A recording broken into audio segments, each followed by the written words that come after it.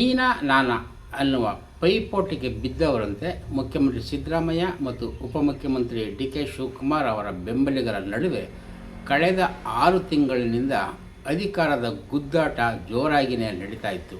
ಅಧಿಕಾರ ಹಂಚಿಕೆಯ ಯಾವುದೇ ಮಾತುಕತೆ ಆಗಿಲ್ಲ ಅಂತ ಸಿದ್ದರಾಮಯ್ಯ ಬಣದವರ ವಾದವಾದರೆ, ಇಲ್ಲ ಆ ರೀತಿ ಮಾತುಕತೆ ಆಗಿದೆ ಅನ್ನುವ ವಾದ ಶಿವಕುಮಾರ್ ಅವರ ಬಣದ್ದಾಗಿತ್ತು. ಇದರಿಂದಾಗಿಯೇ ಕಳೆದ 6 ತಿಂಗಳಿನಿಂದಲೂ ಸಿದ್ದರಾಮಯ್ಯ ಅವರು ಏನೇ ಮಾಡಿದರೂ ಅಷ್ಟು ಸುಲಭವಾಗಿ ಅಧಿಕಾರವನ್ನು ಬಿಟ್ಕೊಡೋದಿಲ್ಲ ಅನ್ನುವ ಮಾತುಗಳು ಎಲ್ಲೆಡೆ ಹರಡಿದ್ದವು. ಆದರೆ ಆ ಸನ್ನಿವೇಶಗಳು ನಿನ್ನೆಯಿಂದ ಸಂಪೂರ್ಣವಾಗಿ ತಿರುಗಾಮುರುಗ ಆಗಿಬಿಟ್ಟಿದೆ. ರಾಹುಲ್ ಗಾಂಧಿಯವರು ಸಿದ್ದರಾಮಯ್ಯ ಅವರನ್ನು ಕರೆಸಿಕೊಂಡು ಅಧಿಕಾರವನ್ನು ಬಿಟ್ಕೊಳ್ಬೇಕು, ಮಾತುಕತೆ ಆಗಿರುವುದರ ಅನುಸಾರ ಅಂತ ಹೇಳಿದ ಕೂಡಲೇ ಸಿದ್ದರಾಮಯ್ಯ ಅವರಿಗೆ ಕೊನೆಯ ಪಕ್ಷ ರಾಜ್ಯಸಭಾ ಚುನಾವಣೆಗಳು ಮುಂದಿನ ತಿಂಗಳು ನಡೀತಾ ಇದ್ದು, ಅಲ್ಲಿಯವರೆಗಾದರೂ ನನಗೆ ಅಧಿಕಾರದ ಅವಕಾಶ ಸಿಗುತ್ತೆ ಅನ್ನುವ ಲೆಕ್ಕಾಚಾರದಲ್ಲಿ ಇದ್ದರು. ಆದರೆ ರಾಹುಲ್ ಗಾಂಧಿ ಅದಕ್ಕೆ ಅವಕಾಶವನ್ನೇ ಕೊಟ್ಟಿಲ್ಲ. ಖಡಕ್ಕಾಗಿ 2-3 ದಿವಸದಲ್ಲಿ ಅಧಿಕಾರದಿಂದ ಇಳಿಯಬೇಕು ಅನ್ನುವಂತಹ ಖಡಕ್ ಸೂಚನೆಯನ್ನು ಕೊಟ್ಟಿದ್ದರಿಂದ ಖುದ್ದಾಗಿ ಸಿದ್ದರಾಮಯ್ಯ ಅವರೇ ದಿಗ್ಭ್ರಮೆಗೆ ಒಳಗಾದರು ಅನ್ನುವ ಮಾತುಗಳು ಕೂಡ ಇವೆ. ಅಹಿಂದದ ಬಗ್ಗೆ ಮಾತನಾಡುವಂತಹ ರಾಹುಲ್ ಗಾಂಧಿಯವರು ನನ್ನನ್ನು ಅಧಿಕಾರದಿಂದ ಇಳಿಸೋದಿಲ್ಲ ಅನ್ನುವ ಭರವಸೆಯನ್ನು ಹೊಂದಿದಂತಹ ಸಿದ್ದರಾಮಯ್ಯ ಅವರಿಗೆ ರಾಹುಲ್ ಗಾಂಧಿಯವರು 2 ದಿನಗಳ ಒಳಗೆ ಪದತ್ಯಾಗವನ್ನು ಮಾಡಬೇಕು ಅನ್ನುವಂತಹ ಸಂದೇಶವನ್ನು ಎಚ್ಚರಿಕೆ ರೂಪದಲ್ಲಿ ಕೊಟ್ಟಿದ್ದರಿಂದ ಸಿದ್ದರಾಮಯ್ಯ ಅತಿ ಹೆಚ್ಚಾಗಿ ಮಾತನಾಡದೆ ಅದನ್ನು ವೈಯಕ್ತಿಕವಾಗಿ ತಮ್ಮ ಘನತೆಗೆ ಧಕ್ಕೆ ಆಗುತ್ತೆ ಅಂತಲೇ ತೀರ್ಮಾನಿಸಿಕೊಂಡು ದಿಢೀರನೆ ರಾಜೀನಾಮೆ ನೀಡುವಂತಹ ನಿರ್ಣಯವನ್ನು ತೆಗೆದುಕೊಂಡ್ಬಿಟ್ರು. ಇದನ್ನು ಹೈಕಮಾಂಡ್ ಕೂಡ ನಿರೀಕ್ಷೆ ಮಾಡಿರಲಿಲ್ಲ. ಸಿದ್ದರಾಮಯ್ಯ ಅಷ್ಟು ಸುಲಭವಾಗಿ ಅಧಿಕಾರವನ್ನು ಬಿಟ್ಕೊಡಲ್ಲ ಅನ್ನುವ ಹೇಳಿಕೆ ಅವರದಾಗಿತ್ತು. ಆದರೆ ಆ ಎಲ್ಲ ನಿರೀಕ್ಷೆಗಳನ್ನು ಸುಳ್ಳು ಮಾಡಿ ಸಿದ್ದರಾಮಯ್ಯ ಮುಖ್ಯಮಂತ್ರಿ ಸ್ಥಾನಕ್ಕೆ ರಾಜೀನಾಮೆ ನೀಡುವ ನಿಲುವನ್ನು ಪ್ರಕಟಿಸಿ ಬಂದ್ಬಿಟ್ರು. ಇದಾದ ನಂತರದಲ್ಲಿ ಆಗಿರುವಂತಹ ಬೆಳವಣಿಗೆಗಳು ತೀವ್ರ ಕುತೂಹಲಕಾರಿಯಾಗಿದ್ದು, ಮುಖ್ಯಮಂತ್ರಿ ಸಿದ್ದರಾಮಯ್ಯ ಅವರು ನಿನ್ನೆ ವಿಧಾನಸೌಧಕ್ಕೆ ಹೋಗಿ ತಮ್ಮ ಕಚೇರಿಯಿಂದ ಕೆಲಸವನ್ನು ಮುಗಿಸಿ ವಾಪಸ್ಸು ಬರುತ್ತಿರುವಂತಹ ಸಂದರ್ಭದಲ್ಲಿ ವಿಧಾನಸೌಧದ ಎಲ್ಲ ಸಿಬ್ಬಂದಿಗಳು ಕೂಡ ಸಿದ್ದರಾಮಯ್ಯ ಅವರಿಗೆ ಬೀಳ್ಕೊಟ್ಟಂತಹ ರೀತಿ ಇದೆಯಲ್ಲ, ಅದು ನಿಜಕ್ಕೂ ಒಂದು ರೀತಿ ಕಣ್ಣೀರು ತರಿಸುವಂತಹ ಗದ್ಗದಿತರನಾಗಿ ಮಾಡುವಂತಹ ವಿಚಾರ ಆಗಿದೆ. ಅದೇ ರೀತಿಯಲ್ಲಿ ಇವತ್ತು ಮುಖ್ಯಮಂತ್ರಿ ಏರ್ಪಡಿಸಿದ್ದ ಬ್ರೇಕ್ಫಾಸ್ಟ್ ಮೀಟಿಂಗ್ನಲ್ಲಿ ಪಾಲ್ಗೊಂಡಿದ್ದಂತಹ ನಿಯೋಜಿತ ಮುಖ್ಯಮಂತ್ರಿ ಅಂತಲೇ ಹೇಳಬಹುದಾದ ಡಿ ಕೆ ಶಿವಕುಮಾರ್ ಅವರು ಹಾಲಿ ಮುಖ್ಯಮಂತ್ರಿ ಸಿದ್ದರಾಮಯ್ಯ ಅವರ ಕಾಲಿಗೆ ಬಿದ್ದು ಅವರ ಆಶೀರ್ವಾದವನ್ನು ಪಡೆದು ಪರಸ್ಪರ ಆಲಂಗಿಸಿಕೊಂಡಂತಹ ಭಾವುಕ ಸನ್ನಿವೇಶವೂ ಕೂಡ ಇವತ್ತು ಸಿದ್ದರಾಮಯ್ಯ ಅವರ ನಿವಾಸದಲ್ಲಿ ನಿರ್ಮಾಣ ಆಗಿತ್ತು. ಹೀಗಾಗಿಯೇ ಕಳೆದ 3 ದಿನಗಳ ಹಿಂದೆಯಷ್ಟೇ ನಾನಾ ನೀನಾ ಅಂತ ಪೈಪೋಟಿಗೆ ಬಿದ್ದವರಂತೆ ಇದ್ದಂತಹ ಈ ಇಬ್ಬರು ನಾಯಕರು ತೀವ್ರ ಭಾವೋದ್ವೇಗದ ಸನ್ನಿವೇಶಕ್ಕೆ ಎಡೆ ಮಾಡಿಕೊಟ್ಟಿದ್ದು ನಿಜಕ್ಕೂ ನಮ್ಮ ರಾಜ್ಯದಲ್ಲಿ ರಾಜಕಾರಣ ಅನ್ನುವಂಥದ್ದು ವೈಯಕ್ತಿಕ ಮಟ್ಟದ ದ್ವೇಷದಲ್ಲಿ ಇಲ್ಲ ಅನ್ನುವುದಕ್ಕೆ ಒಂದು ಉದಾಹರಣೆಯಾಗಿ ನಿಂತಿದೆ.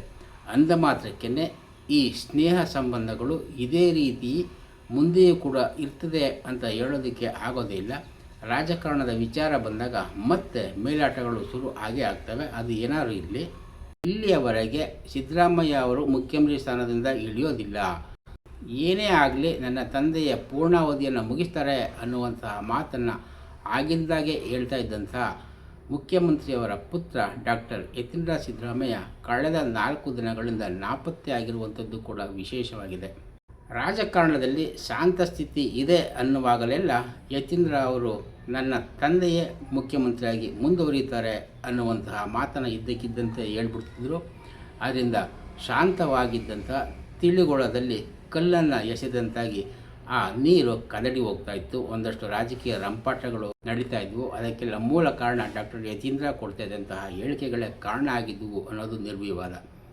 ಆದರೆ ದಿಢೀರ್ ಬೆಳವಣಿಗೆಯಲ್ಲಿ ಸಿದ್ದರಾಮಯ್ಯ ಅವರಿಗೆ ಕಡೆ ಪಕ್ಷ 15 ದಿನಗಳಷ್ಟು ಅವಕಾಶವನ್ನು ಕೂಡ ಕೊಡದೆ ರಾಹುಲ್ ಗಾಂಧಿಯವರು 2 ದಿನಗಳ ಒಳಗೆ ಪದತ್ಯಾಗವನ್ನು ಮಾಡಿ ಅನ್ನುವ ಸೂಚನೆಯನ್ನು ಕೊಟ್ಟಿದ್ದರಿಂದ ಬೇಸತ್ತು ಸಿದ್ದರಾಮಯ್ಯ ತಾವು ಕೊಟ್ಟಿದ್ದ ಮಾತನ್ನು ಉಳಿಸಿಕೊಳ್ಳುವ ರೀತಿಯಲ್ಲಿ ತಮ್ಮ ನಡೆಯನ್ನು ಇಡ್ತಾ ಹೋಗ್ತಾ ಇದ್ದಾರೆ. ಈ ಸಂದರ್ಭದಲ್ಲಿ ಡಾಕ್ಟರ್ ಯತೀಂದ್ರ ಎಲ್ಲೂ ಕೂಡ ಕಾಣ್ತಾನೇ ಇಲ್ಲ. ನನ್ನ ತಂದೆನೇ ಮುಖ್ಯಮಂತ್ರಿ ಆಗಿರ್ತಾರೆ ಅಂತ ಸಲ ಹೇಳ್ತಾ ಇದ್ದಂತಹ ಅವರು ಈಗ ಯಾಕೆ ಮೌನಕ್ಕೆ ಜಾರಿದ್ದಾರೆ, ಎಲ್ಲಿಗೆ ಹೋಗಿದ್ದಾರೆ ಅವರು ಅವರು ಈ ಸಮಯದಲ್ಲಿ ಕೊಡಬಹುದಾದ ಪ್ರತಿಕ್ರಿಯೆ ಏನು ಅನ್ನುವ ಕುತೂಹಲ ನಾಳಿನ ಜನತೆಗೆ ಮಾತ್ರ ಅಲ್ಲ, ಕಾಂಗ್ರೆಸ್ಸಿಗರಲ್ಲಿ, ಅದರಲ್ಲೂ ಡಿ ಕೆ ಶಿವಕುಮಾರ್ ಪರವಾಗಿ ನಿಂತಿರುವವರಲ್ಲೇ ಇದೆ. ಯಾಕೆಂತಂದರೆ ಸಿದ್ದರಾಮಯ್ಯ ಆಗಲಿ ಡಿ ಕೆ ಶಿವಕುಮಾರ್ ಆಗಲಿ ಬಹಿರಂಗವಾಗಿ ಒಬ್ಬರ ವಿರುದ್ಧ ಒಬ್ಬರು ಮಾತಾಡಿರಲಿಲ್ಲ. ಅಧಿಕಾರ ಹಂಚಿಕೆಯ ವಿಚಾರ ಬಂದಾಗಲೂ ಕೂಡ ಇವರಿಬ್ಬರ ನಡುವೆ ಬಹಿರಂಗವಾದ ಯಾವುದೇ ಕಾದಾಟ ನಡೀತಾ ಇರಲಿಲ್ಲ. ಆದರೆ ಸಿದ್ದರಾಮಯ್ಯ ಅವರ ಪರವಾಗಿ ಅವರ ಪುತ್ರ ಹೇಳ್ತಾ ಇದ್ದಂತಹ ಹೇಳಿಕೆಗಳು ನಿಜಕ್ಕೂ ಡಿ ಕೆ ಶಿವಕುಮಾರ್ ಅವರ ಕ್ಯಾಂಪ್ನಲ್ಲಿ ದೊಡ್ಡ ಮಟ್ಟದ ಕೋಪವನ್ನು ಉಂಟು ಮಾಡ್ತಾ ಇತ್ತು ಅನ್ನೋದರಲ್ಲಿ ಯಾವುದೇ ಎರಡನೇ ಮಾತು ಕೂಡ ಇಲ್ಲ. ಅಂತಹ ಡಾಕ್ಟರ್ ಯತೀಂದ್ರ ಸಿದ್ದರಾಮಯ್ಯ ಈಗ ಮೌನಕ್ಕೆ ಜಾರಿರೋದು ನಿಜಕ್ಕೂ ಅಚ್ಚರಿಯ ವಿಚಾರ. ಈ ಸಂದರ್ಭದಲ್ಲಿ ಅವರು ಮಾತಾಡಬೇಕಾಗಿತ್ತು, ಮಾತಾಡ್ತಾ ಇಲ್ಲ. ಹಾಗೆಯೇ AICC ಅಧ್ಯಕ್ಷರಾಗಿರುವ ಮಲ್ಲಿಕಾರ್ಜುನ ಖರ್ಗೆ ಅವರ ಪುತ್ರ ಪ್ರಿಯಾಂಕ ಖರ್ಗೆ ಕೂಡ ಏನೇನಾದರೂ ಮಾತಾಡ್ತಾನೆ ಇದ್ದರು. ಈಗಲೂ ಕೂಡ ನಾಯಕತ್ವ ಬದಲಾವಣೆಯ ವಿಚಾರದಲ್ಲಿ ಅವರು ಸೊಲ್ಲೆತ್ತಾ ಇಲ್ಲ. ಇದು ರಾಜಕೀಯದಲ್ಲಿ ಸರ್ವಸಾಮಾನ್ಯವಾದ ವಿಚಾರ. ಯಾವುದೇ ನಾಯಕತ್ವ ಬದಲಾವಣೆ ಆಗುವವರೆಗೆ ಮಾತ್ರ ನಾಯಕನ ಪರವಾಗಿ ನಿಂತಿರುವಂಥವರು ಆ ನಾಯಕ ಬದಲಾಗ್ತಾನೆ ಅಂದ ಕೂಡಲೇ ಮೌನಕ್ಕೆ ಜಾರಿ ಬಿಡ್ತಾರೆ. ಯಾರು ಅಧಿಕಾರಕ್ಕೆ ಬರ್ತಾನೋ ಅವರ ಪರವಾಗಿ ಧ್ವನಿಯನ್ನು ಎತ್ತುತ್ತಾ ಹೋಗ್ತಾರೆ. ಅದೇ ಸ್ಥಿತಿ ಈಗ ನಿರ್ಮಾಣ ಆಗಿದೆ. ಈ ಸಂಗತಿಯನ್ನು ಬಿಟ್ಟು ನೋಡೋದಾದರೆ ನಿಜವಾಗಲೂ ಸಿದ್ದರಾಮಯ್ಯ ಮತ್ತು ಡಿ ಕೆ ಶಿವಕುಮಾರ್ ಇವತ್ತು ನಡೆದುಕೊಂಡಿರುವಂತಹ ರೀತಿ ನಿಜಕ್ಕೂ ಜನಮೆಚ್ಚುಗೆಯನ್ನು ಗಳಿಸಿದೆ. ಭಾವುಕ ಸನ್ನಿವೇಶವನ್ನು ರಾಜ್ಯದಾದ್ಯಂತ ಹುಟ್ಟು ಹಾಕಿದೆ ಅನ್ನೋದನ್ನು ಕೂಡ ನಾವು ಮರೆಯಬಾರದು. ಇದೇ ರೀತಿಯ ಹೊಂದಾಣಿಕೆ ಈ ಜೋಡೆತ್ತಿನ ಸಂಬಂಧ ಮುಂದಿನ ದಿನಗಳಲ್ಲೂ ಉಳಿದುಕೊಂಡ್ರೆ ನಿಜಕ್ಕೂ ಒಳ್ಳೆಯ ಆಡಳಿತವನ್ನು, ಒಳ್ಳೆಯ ಸರ್ಕಾರವನ್ನು ರಾಜ್ಯದಲ್ಲಿ ಕೊಡಬಹುದು, ರಾಜ್ಯಕ್ಕೆ ಕೊಡುವಂಥದ್ದು ಸಾಧ್ಯ ಆಗ್ತದೆ. ಆದರೆ ರಾಜಕೀಯ ನಿಂತ ನೀರೆಲ್ಲ ಬದಲಾವಣೆ ಆಗ್ತಾ ಇರ್ತವೆ, ಸಂಬಂಧಗಳು ಹಳಿಸೋಗ್ತಾ ಇರ್ತವೆ, ಹೊಸ ಸಂಬಂಧಗಳು ಗಟ್ಟಿಯಾಗ್ತಾ ಹೋಗ್ತವೆ. ಈ ಹಿನ್ನೆಲೆಯಲ್ಲೇ ನಾವು ರಾಜಕೀಯವನ್ನು ನೋಡಬೇಕಾಗ್ತದೆ. ಸದ್ಯದ ಆಗು ಹೋಗುಗಳ ಹಿನ್ನೆಲೆಯಲ್ಲಿ ಮುಖ್ಯಮಂತ್ರಿ ಸ್ಥಾನಕ್ಕೆ ಸಿದ್ದರಾಮಯ್ಯ ಅವರು ಇವತ್ತು ರಾಜೀನಾಮೆಯನ್ನು ಕೊಡ್ತಾರೆ. ರಾಜ್ಯಪಾಲರು ಇಲ್ಲದೇ ಇದ್ದರೂ ಕೂಡ ಲೋಕಭವನದ ಅಧಿಕೃತ ಅಧಿಕಾರಿಗೆ ತಮ್ಮ ರಾಜೀನಾಮೆ ಪತ್ರವನ್ನು ಹಸ್ತಾಂತರ ಮಾಡುವುದು ನಿಶ್ಚಿತ ಆಗಿದೆ. ರಾಜ್ಯಪಾಲರು ವಾಪಸ್ಸು ಬಂದ ನಂತರದಲ್ಲಿ ರಾಜೀನಾಮೆ ಪತ್ರವನ್ನು ಪರಿಶೀಲಿಸಿ ಮುಖ್ಯಮಂತ್ರಿಯವರನ್ನು ಕರೆಸಿಕೊಂಡು ಮಾತನಾಡಿ ನಂತರ ಅದನ್ನು ಅಂಗೀಕಾರವನ್ನು ಮಾಡ್ತಾರೆ. ಇಲ್ಲಿ ವಿಶೇಷ ಏನು ಅಂತಂದರೆ, ಮುಖ್ಯಮಂತ್ರಿಯಾಗಿ ಸಿದ್ದರಾಮಯ್ಯ ಅವರು ಈ ಸಲ ಅಧಿಕಾರವನ್ನು ಸ್ವೀಕಾರ ಮಾಡಿದ ದಿನ ಬಸವ ಜಯಂತಿ ಆಗಿತ್ತು. ಅವರು ಮುಖ್ಯಮಂತ್ರಿ ಸ್ಥಾನವನ್ನು ತೊರೆದು ಹೋಗ್ತಾ ಇರುವಂತಹ ದಿನ ಬಕ್ರೀದ್ ದಿನವಾಗಿದೆ. ಹೀಗೆ ಬಸವ ಜಯಂತಿಯಂದು ಏಕಾಂಗಿಯಾಗಿ ಮುಖ್ಯಮಂತ್ರಿಯಾಗಿ ಅಧಿಕಾರವನ್ನು ಸ್ವೀಕಾರ ಮಾಡಿದ ಮುಖ್ಯಮಂತ್ರಿ ಸಿದ್ದರಾಮಯ್ಯ ಮೊಟ್ಟ ಮೊದಲಿಗೆ ಅನ್ನಭಾಗ್ಯ ಯೋಜನೆಯ ಸಹಿಯನ್ನು ಮಾಡುವ ಮೂಲಕ ತಮ್ಮ ಅಧಿಕಾರ ಪರ್ವವನ್ನು ಆರಂಭ ಮಾಡಿದರು. 8 ವರ್ಷಗಳ ಕಾಲ ಮುಖ್ಯಮಂತ್ರಿಯಾಗಿರುವವರು ಅನ್ನುವಂತಹ ಹೆಗ್ಗಳಿಕೆಯನ್ನು ತನ್ನದಾಗಿಸಿಕೊಂಡು ಪವಿತ್ರ ಹಬ್ಬವಾಗಿರುವಂತಹ ಬಕ್ರೀದ್ನಂದು ತಮ್ಮ ಮುಖ್ಯಮಂತ್ರಿ ಸ್ಥಾನಕ್ಕೆ ರಾಜೀನಾಮೆಯನ್ನು ಕೊಡ್ತಾ ಇದ್ದಾರೆ. ಮತ್ತು ಇದು ಅವರ ಅಧಿಕಾರ ರಾಜಕೀಯದ ಅಂತ್ಯವೂ ಕೂಡ ಆಗಿರುವಂತಹ ದಿನವೇ ಆಗಿದೆ ಅನ್ನೋದು ಕೂಡ ಕಾಕತಾಳೀಯ. ಕಳೆದ 6 ತಿಂಗಳಿನಿಂದ ರಾಜ್ಯದಲ್ಲಿ ಅಧಿಕಾರ ಹಂಚಿಕೆಯ ಕುರಿತಂತೆ ನಡೀತಾ ಇದ್ದಂತಹ ಮೇಲಾಟಗಳಿಗೆ ಕೊನೆಗೂ ಭಾವುಕ ರೀತಿಯ ಟಚ್ ಸಿಕ್ಕಿ ಕತೆ ಮುಗಿದೋಯ್ತವು ಅಥವಾ ಕತೆ ಇಂದಿನಿಂದ ಆರಂಭ ಆಗ್ತಾ ಇದೆ ಅನ್ನುವಂತಹ ಸನ್ನಿವೇಶಗಳಿಗೆ ದಾರಿಯನ್ನು ಮಾಡಿಕೊಡ್ತಾ ಇದೆ.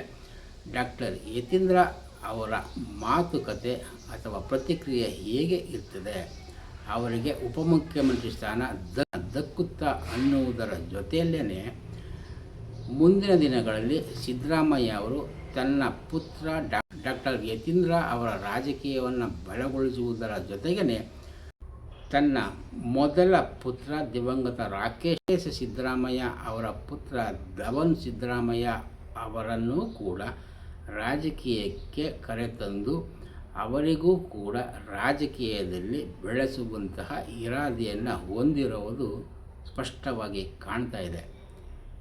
ಮುಂದಿನ ದಿನಗಳಲ್ಲಿ ಸಿದ್ದರಾಮಯ್ಯ ತನ್ನ ಮಗ ಮತ್ತು ಮೊಮ್ಮಗನಿಗೆ ರಾಜಕೀಯ ಭದ್ರತೆಯನ್ನು ಕಲ್ಪಿಸುವುದಕ್ಕಾಗಿಯೇ ಕಾಂಗ್ರೆಸ್ನಲ್ಲಿ ಇದ್ದುಕೊಂಡ ಯಾವ ರೀತಿಯ ರಾಜಕೀಯ ಚದುರಂಗದಾಟವನ್ನು ಆಡ್ತಾ ಹೋಗ್ತಾರೆ.